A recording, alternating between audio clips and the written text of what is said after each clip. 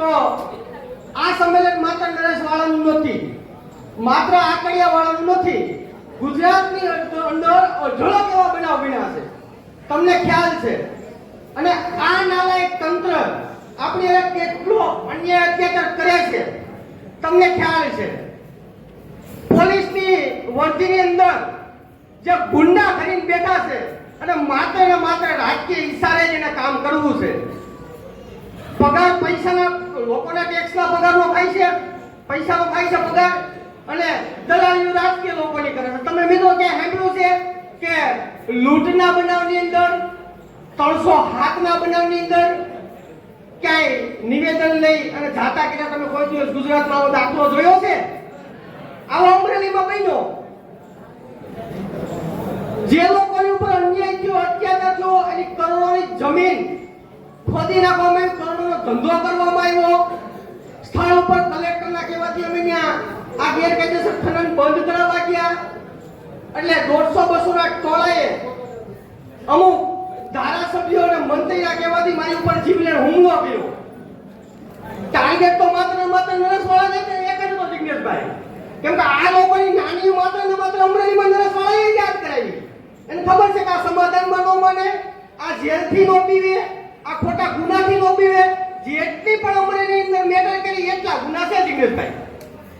જેટલી મેટર સમાજની લઈને ગયો, જ્યાં લડવા ગયો એની એક ફરિયાદ, એક મેટરની એક ફરિયાદ. અને આ નાલાયક તંત્ર નરેશવાળા 6 દિવસ અન્ન જળનો ત્યાગ કરીને બેહે, કાયદેસર લાઈવના માધ્યમથી જ્ઞાતિ પ્રત્યે હળદૂત કરવામાં આવે, નીચલી કક્ષાનો મને કહેવામાં આવે, છતાં આ નાલાયક અમરેલીની પોલીસ મારી એટ્રોસિટીની ફરિયાદ ન કર્યો, 2 કોળીનો એસટી નો અધિકારી એની ફરિયાદ તાત્કાલિક ફરજ ઉતાવળથી નરેશવાળા વિરુદ્ધ થઈ જાય. ઓલો આરટીઓ નો દારૂડિયો અધિકારી સમાજના પ્રશ્નો લઈને ગયો, આખે આરટીઓ કચેરીની અંદર દારૂની બોટલો મળી, છતાં એની વિરુદ્ધ ગુનો ફરિયાદનો દાખલ, નરેશવાળા વિરુદ્ધ ફરજ ઉતાવળનો ગુનો દાખલ. આ જ્યારે હું એસટીના આંદોલન કરતો હતો ને ત્યારે મને ખબર હતી કે સમાજની આ દશા આવવાની છે. કે 6 દિવસ જો અણજમો ત્યાગ કરીને બેહીએ છતાં ન્યાય ન મળે અને આપણા ગદ્દારો ન્યાય અધિકારીની ચેમ્બરમાં ઠંડા પાણી કરી આવે તો એ સમાજની હાલત આવી જોઈએ. આ 150-200 જણાએ જે ઊંધો મારી પર કર્યો ને એનો અમને અફસોસ જ નથી, પણ આ ભજીયા પાર્ટી થઈ મારો સમાજ કોઈનો ન્યાય તકલીફ થઈ. આખો સમાજને તમને કહું નીચે પછાડી દેવાની આ લોકોની તૈયારીઓ છે ને સત્તા સમાજના આગેવાનો, કાર્યકરો, નિષ્ઠાવાન લોકો બોલવા તૈયાર નથી. એટલે ભાઈ તમારી બેન દીકરીના દિલ્હીની અંદર 12 વર્ષની દીકરીની છાતી ઉપર પગ મેકી ભોકા વાળી કરીશ અને ક્યારે એ લોકો જાય ને ન્યાય લઈને ભાઈ એનું કામ છે. આ માય કામ લડી તેવડ નથી આ લોકોને આવું લડવું. આખો જિજ્ઞેસ મેવાની જેવો તો હમણાં જ બોલે, બાકી તો જેલમાં જવાની, ધોકા ખાવાની, કેસ થવાની કઈ રીતે બીક લાગે. પોલીસ અધિકારીઓ બારોબાર મીટિંગો કરી લે છે. નાલાયકના પેટના તમારું કામ નથી. તમે એક બાજુ અધિકારીઓને મીટિંગો કરો છો અને તમે પાછા સમાજ સેવાના દીકરા થાવ છો. તમને શરમ થવી જોઈએ. એ 1.5 કરોડની નરેશવાળાને ફાળતી મને પૂછી લેજો. પણ આ એમએલએ ધારાસભ્યો મારું વાળે નો ઉપાડી હતી. તમે સમાજના ગદ્દારો સમજો છો? અને આ નાલાયક પોલીસ તંત્રને ખાસ કહેવા માંગુ છું, તમારે પીવા હોય એટલે ગુના દાખલ કરી લેજો.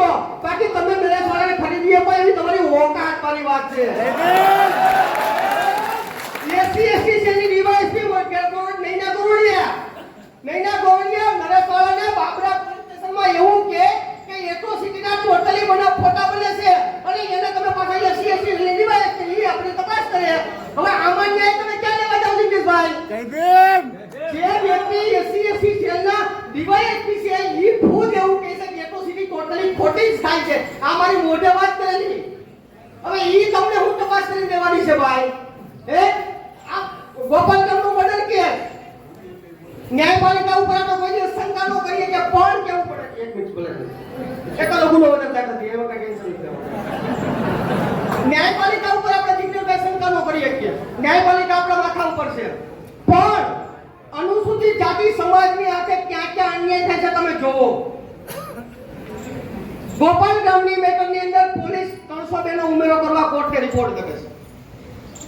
1 તારીખ 2 તારીખ 3 તારીખ 4 તારીખ ને 5 તારીખ પડે છે. છેલ્લે કોર્ટ શું કહે છે ખબર? કે આ તો પોલીસની સત્તાની વાત છે, અમારે કાંઈ એમાં લેવા દેવા જ નથી. તો આ 300 માણસો કોર્ટમાં જતા હતા. તારીખે એ લોકો હું લેવા આવતા હતા. પહેલી ને બીજી તારીખે કહેવાતું હતું ને, પહેલી ને બીજી તારીખે કહેવાતું હતું કે આ અમારા દાયરામાં નથી આવતું, અમારા કાયદામાં તો આફ્ટર ચાર્જશીટ અમે જે કરી શકશું. સમાજને ક્યાં સુધી અન્યાય કરવામાં આવે છે તમે જોવો. જે વકીલ અનુસૂચિત જાતિ સમાજનો ઊભો થાય એને મીડિયાની ધમકીઓ આપીને ડરાવવામાં આવે, એને બોલવામાં બંધ કરવામાં આવે. તમે ન્યાય ક્યાં ભાઈ લેવા જાઓ? નરેશ વાળાને માત્ર ને માત્ર જન આંદોલન, ઉપવાસ આંદોલન, અંધળો ત્યાગ કરીને ન્યાય મળે એ હું છાતી ઠોકીને કહું છું. આજે તમે દિલ્હીની અંદર તમે જંતર મંતર ઉપર તો મને ખ્યાલ છે, મળદના દીકરા ભાઈ એની જેને તને હો સો સલામ છે. આ કરતા ધોકા પર બંધ આવો તમે તમારી તાકાત હોય તો એ એનાથી આંદોલન થાય. માય કાંગલા વેરા કરતા હોય એનાથી આંદોલન થાય. અને આ સરકાર આપણે કાયદા ઉપર પૂરેપૂરો વિશ્વાસ છે, પણ કાયદાને ચલાવનારા જે નાલાયકો છે એની પાસેથી તમે જો ન્યાયની આશા રાખશો તો બિલકુલ ખોટી હશે. માત્ર ને માત્ર જન આંદોલન કરો, તમારી સમાજની તાકાત બતાવો તો જ તમને ન્યાય મળશે. બાકી ન્યાય તમારે ક્યાંય લેવા જવાનું જરૂર છે, તમારે અન્યાયથી મળવાનું છે. આજે તો અમારી આ માથા પૂજા સમાજને આટલો જાગૃત છે અને સમાજનું માથું ફાટ્યું કદાચ શરીર ખાઈ મરી જવું, પરંતુ આખો સમાજ જાગૃત થતો તો એ કુરબાન છે. પણ કહેવાનો ભાવાર્થ એટલો જ છે કે અહીંયાથી આ જેટલા પણ આગેવાનો આવ્યા છે ને હું બે હાથ જોડી વિનંતી કરું છું સમાજના લોકો પાસે, તો હું પેનમાં પગે પડું છું કે જો આ બાબતે ન્યાય અમને અપાવવો હોય તો આ નાલાયક તંત્ર માત્ર ને માત્ર સંમેલન કરવાથી સમજેવું છે નહીં. આ દિલ્હીની અંદર તમને તો બેન દીકરીની છાતી ઉપર પગ અમાર્યા, માથા ફાડી નાખ્યા, છતાં આ લોકો એકના બે નહોતા થતા. તો આ 1000-2000 માણસથી આ લોકોનું પેટનું પાણી હલે ખરું? આ 1000-2000 જો કલેક્ટર કચેરી, એસપી કચેરી બેસી ગયા હોય ને એટલે એ લોકોને નીચે કેમ ઉતરવું એ ભૂલાઈ જાય. જો રસ્તે આપણે જાવ, પણ આ સમાજની તાકાત હોવી પડે ભાઈ. સમાજ માટે થપી જવાની જો તેવડ હોય ને ઈ જ ભાઈ મહેરબાની કરીને આગેવાની લેવા નીકળતો. બાકી મહેરબાની કરીને તમે આગેવાની લેવા ન નીકળતા. કે તમારી આગેવાની સમાજની પોર ખોદે છે. તમે અહીંયા બે વાતો કરો, આ બે વાત કરો, આ વ્યાજબી નથી ભાઈ. બોલે અને સમાજ પાસે આશા રાખું છું કે આ બાબતે કદાચ હજી કદાચ ગમે એટલી ફરિયાદ થઈ જાય છે ને તો આપણે ફરિયાદથી કઈ ડરતા નથી. અને આવા કોઈ ભૂમાફિયા હોય એ કોઈ આપણી સામે હાલવાની કોઈ ઓકાત નથી. સમજી લીધું? નરેશભાઈ એકલો જ ગાડી લઈને ડબે ચંદ્રવાની ઘરે જાય છે અને એકલો ગયો તો ને જ્યારે સ્થળ ઉપર ત્યારે એ 7-8 જણાને પૂછી લેજો. ઓલા લોકો એમ કહેતા ને નરેશભાઈ ઉશ્કેરણી કરી, તમે અમારી બેન દીકરીને એમ કયો જિજ્ઞાસભાઈ, આપણી બેન દીકરીને એમ આના લાગતા પેટના કહે કે તમે હુઈ જાવ નીચે અને તમને જમીન આપી દઈ તો હું ન્યાવ ને કોઈ ફૂલ કરવા જાઉં. એની સઠીમાં ધાવણ યાદ કરાવી દઉં. અને કોઈને એવી કઈ પાવર હોય ને ભૂમાફિયાઓને તો તમે આવી લેજો. હવે નરેશભાઈ પોતાની પ્રોટેક્શનમાં હશે. તમારી જો સઠીમાં ધાવણ નો યાદ કરાવી દો તો મારી માએ તો બીજો લીધો હશે મને. નથી ભાઈ. પણ આજે એક સમાજની એક દોર લઈને નીકળ્યા છે. ડોક્ટર બાબા સાહેબ આંબેડકરની વિચારધારા ઉપર આવીએ છે એટલે મેં અત્યારે હેઠા મૂકી દીધા છે. બાકી પોલીસ વાળાને ખબર છે કે અમારી પાછળની હિસ્ટ્રી કેટલી, અમે કેટલા ખારા છે કેટલા દૂધે ધોયેલા છે.